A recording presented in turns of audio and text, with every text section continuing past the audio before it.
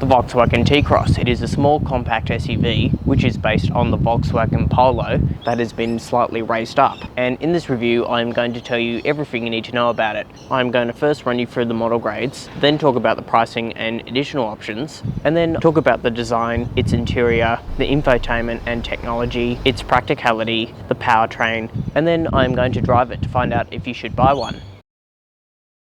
Before we start the review, let's talk about a brief overview about the T-Cross. It starts from just over 30,000 Australian dollars and it's the type of vehicle that competes with the Toyota CHR, Mazda CX-3 and the Hyundai Kona. And as you can see, it's available in two model grades, the Life and the Style, and both come with only one powertrain choice. There's the driver assistance package with added driver aids, and in terms of option packages, Sound and Vision, which includes an upgraded sound system and a bigger media screen, and the R-Line package, which gives the T-Cross a more sportier cosmetic interior and exterior design. And you've also got 8 colours to choose from. And today this will be a detailed review of the entry model grade called the Life. And lastly, before we start the tour, a big thank you to my channel sponsor, driver.com.au. They are designed to get you the best finance deal, comparing the best rates, and the whole quote can be done online within minutes with no impact to your credit score, and there are no hidden fees. And if you sign up using Driver, you are going to receive a free $150 fuel voucher only if you use my personalised link down below. So let's continue on with the tour.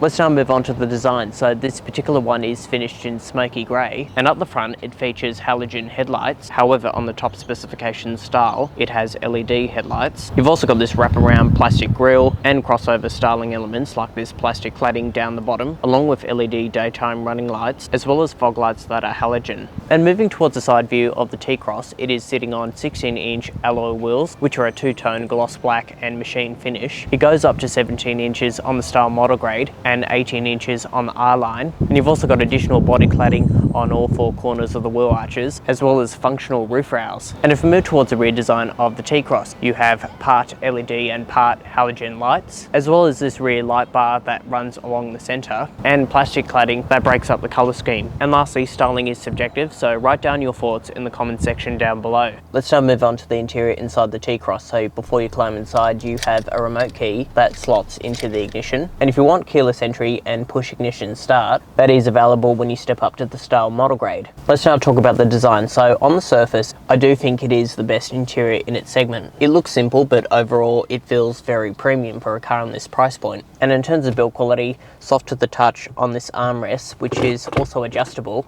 and where you place your elbow, that is soft to the touch. The switchgear feels high quality, even the volume knobs and all around the rest of the cabin as well.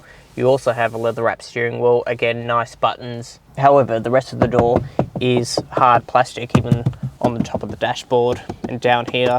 And to get comfortable, the steering offers both tilt and reach adjustment.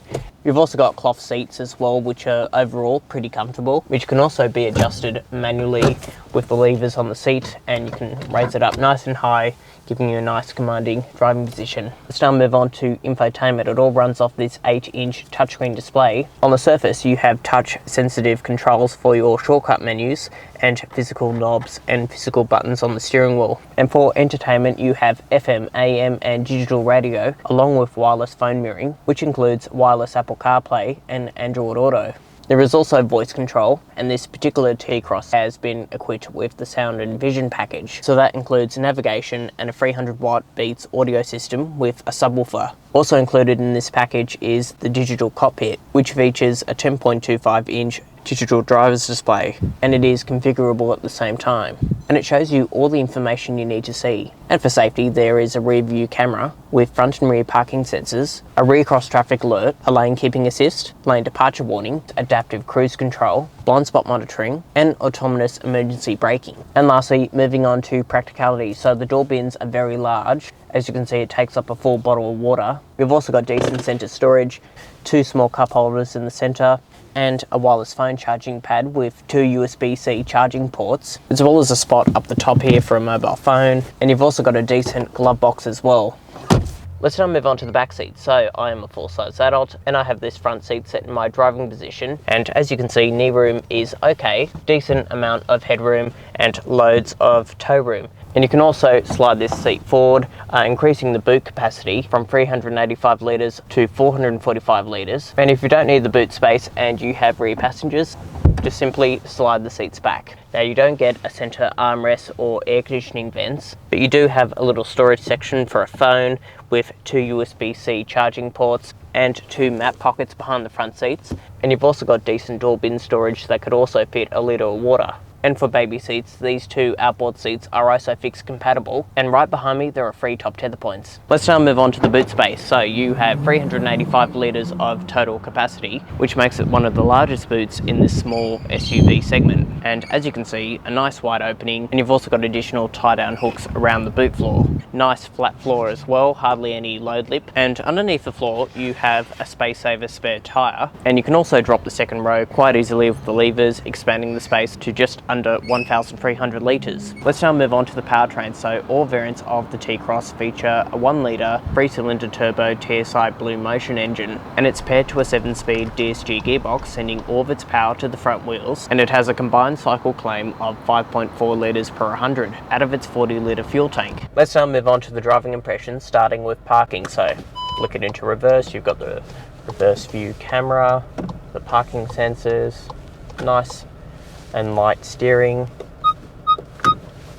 and as you can see, that is easy to do. Well, first impressions around the city, I think this is where this car is well suited. It has a really good turning circle. The ride comfort is surprisingly good on unsealed surfaces. It ticks all the boxes if you live in tight streets, for example, and even on the open road, I took this on the freeway. I was very surprised on how comfortable it was. So in saying that, in terms of its refinement, I think this is the best car in its class. And in terms of fuel consumption, on your screen now is the manufacturer's claim, and again on your screen is what I achieved with a mixture of city, urban and freeway driving. The gearbox reacts really well. In terms of performance, again, it is a 1 litre 3-cylinder engine. Of course, it's not going to be as quick as some other cars, but for its segment, pretty good. So what is my final verdict on the T-Cross? Well, things I like. The fuel consumption is very good, and for its segment, very spacious and practical. Things I don't like, it does have a bit of a laggy stop-start system, and the interior plastics are a little bit hard. So I hope you enjoyed the video. Hit like and subscribe, and hit that bell icon to receive notifications every time I upload a new car review.